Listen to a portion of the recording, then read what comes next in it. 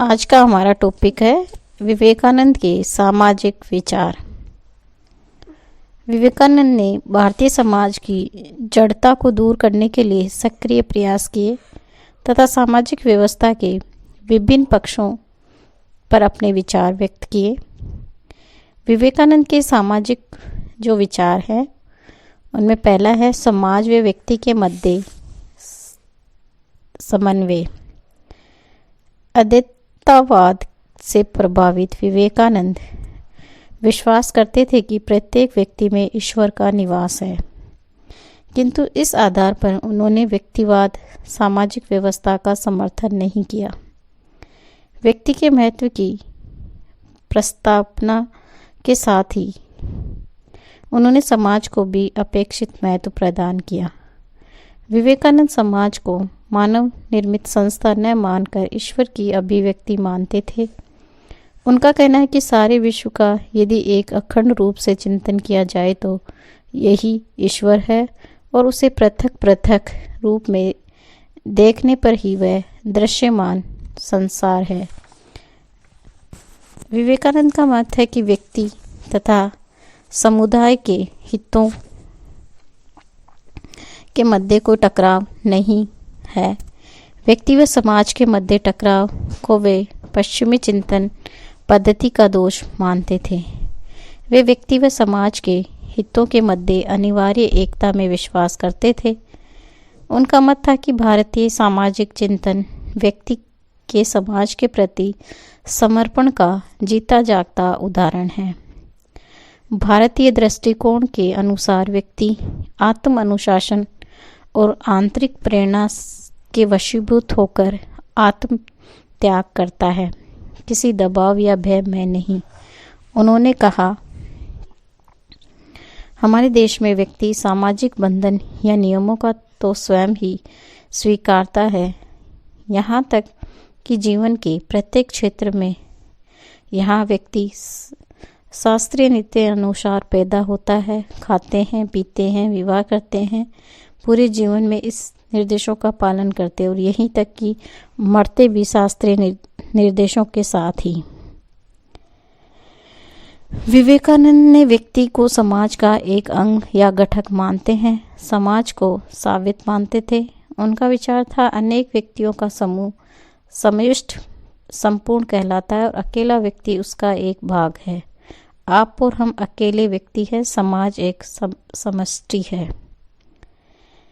विवेकानंद ने समाज के सुख दुख में स्वयं को शामिल करना समाज के लिए आवश्यक नहीं वरन व्यक्ति के स्वयं के लिए आवश्यक है, क्योंकि उससे उसके स्वयं की आध्यात्मिक उन्नति का मार्ग खुलता है। यदि वह ऐसा नहीं करता तो समाज भी उसे सहन नहीं करता और व्यक्ति को अपनी स्वार्थपरक या अलगाव का परिणाम भोगना ही पड़ता है। व्यक्ति की गरिमा का उद्घोष। विवेकानंद ने व्यक्ति से समाज के पक्ष में समर्पण की अपेक्षा की, किंतु वे एक एक व्यक्ति के अस्तित्व के महत्व देते थे।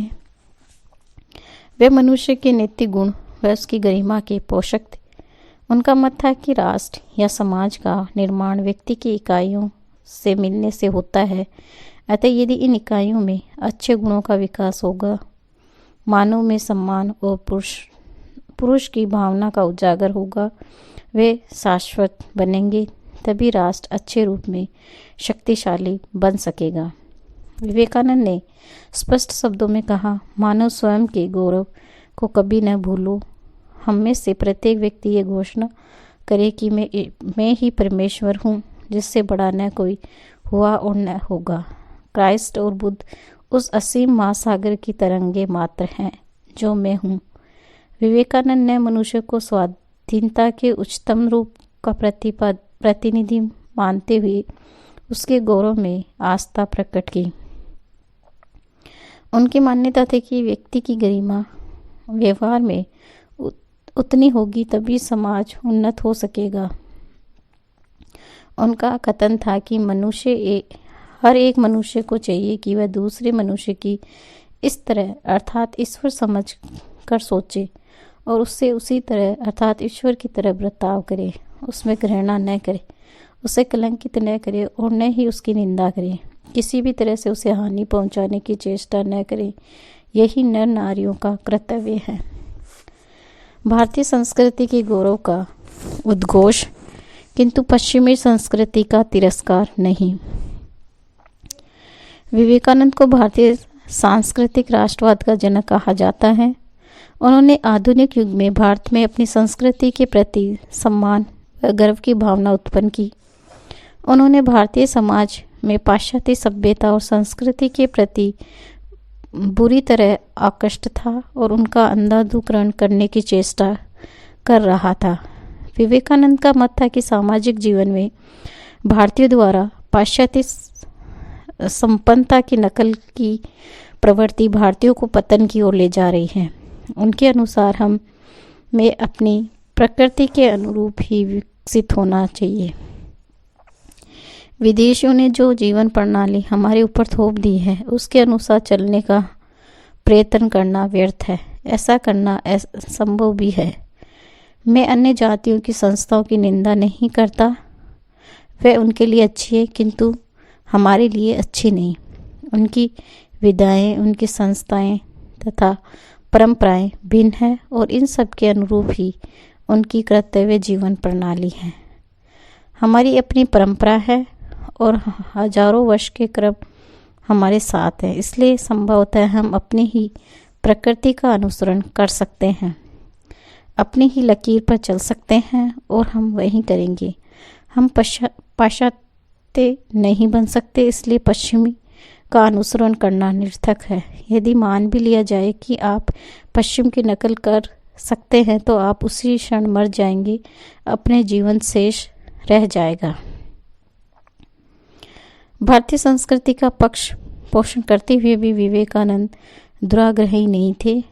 वह सख्त विरोधी थे और खुली आंखों से दुनिया को देखने के लिए कहते थे। वे पश्चिमी क्रियाशीलता, तर्क बुद्धि व वैज्ञानिकता के कायल थे और उन्हें मुक्त रूप से अपनाने की सलाह भी देते थे। विवेकानंद भारतीय सभ्यता और संस्कृति के प्रशंसक अवश्य थे, किंतु पाश्चात्य संस्कृति के गुणों की भी प्रशंसा करने में ही उन्होंने कोई संकोच नहीं किया। वे पश्चिमी सभ्यता के विरोधी नहीं थे, वरन भारतीयों की पश्चिम के अंधाधुकरण की भावना के विरोधी थे। वर्ण व्यवस्था व जाति प्रथा पर विचार। विवेकानंद ने जाति प्रथा के वर्तमान स्वरूप को गलत बताया, किंतु उनकी मुख्य आपत्ति जाति व्यवस्था के स्वरूप में आ गई विकृतियों पर थी। उनके मत में जाति भेद मिटाने हेतु सुधारकों द्वारा किए गए विभिन्न उपाय इसलिए असफल रहे क्योंकि उन्होंने जाति भेद को धर्म का ही अंग मान लिया। विवेकानंद पुरोहित के अत्याचारों और उनके कारण अवंती का उत्तरदायित्व धर्म पर डालने की कोशिश की गई। जाति भेद के साथ साथ धर्म पर भी आघात किया गया, फलतः असफल रहे क्योंकि भारतीय जनता धर्म पर आघात कभी नहीं कर सकती। जाति व्यवस्था वर्ण व्यवस्था में आई विकृतियों को वे समाज के लिए घातक मानते थे। वे ब्राह्मणों के पुरातन अधिकारों के सिद्धांत के विरोधी थे। उन्होंने पुरोहित धर्म की कटु शब्दों में निंदा की क्योंकि उनके सामाजिक अत्याचारों को कायम रखने में सहायता मिलती थी और जनता की अपेक्षा होती थी। उन्होंने ज्ञान व शास्त्र पर परंपरावादी ब्राह्मणों के पुरातन एकाधिकार के सिद्धांत का खंडन किया क्योंकि वह शूद्र अथवा देश की बहुसंख्यक जनता को वैदिक ज्ञान के लाभ से वंचित करता है। विवेकानंद का कथन था कि सभी मनुष्य समान है और सभी को आध्यात्मिक उत्थान और परम ज्ञान का अधिकार है। भारतीय समाज में प्रचलित रूढ़ियों और अन्य प्रथाओं का विरोध। भारतीय समाज के पतन व दुर्दशा से विवेकानंद को असहनीय कष्ट होता था।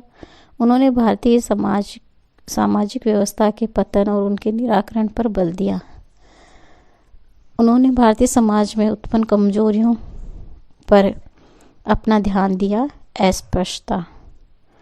विवेकानंद ने छुआछूत की पद्धति तथा जाति प्रथा के विकृत स्वरूप के भारतीय समाज के पतन को मुख्य कारण माना।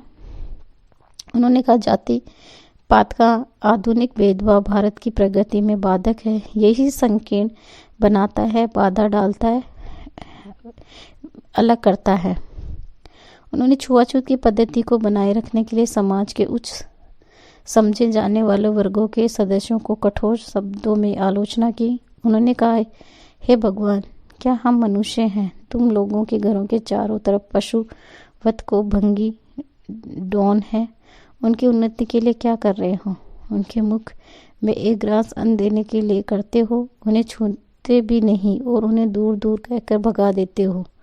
क्या हम मनुष्य हैं? ये हजारों साधु ब्राह्मण भारत की नीच दरिद्र जनता के लिए क्या कर रहे हैं? मत छू, मत छू, मत छू, बस यही रट लगाते हैं। ऐसे सनातन धर्म को क्या कर डाला? हम धर्म कहाँ है?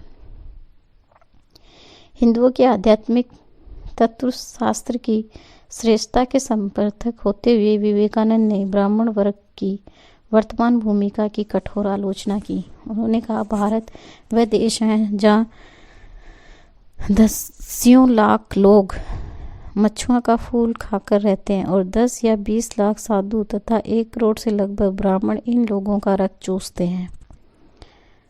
उन्होंने इस तथ्य को गंभीर भारतीय समाज की उन्नति के मार्ग में सबसे बड़ी बाधा माना कि उच्च वर्ग के सदस्यों के व्यवहार के कारण समाज का एक बहुत बड़ा वर्ग समाज की मुख्य धारा से कट गया। उनका मत है कि उच्च वर्ग के सदस्यों के व्यवहार के कारण शूद्र कहे जाने वाले वर्गों में हीन भावना उत्पन्न हो गई और उन्होंने ये हीन ग्रंथि उन्हें समाज का एक सक्रिय सदस्य बनने से रोकती है। रूढ़िवाद वह कूपमंडूता का विरोध।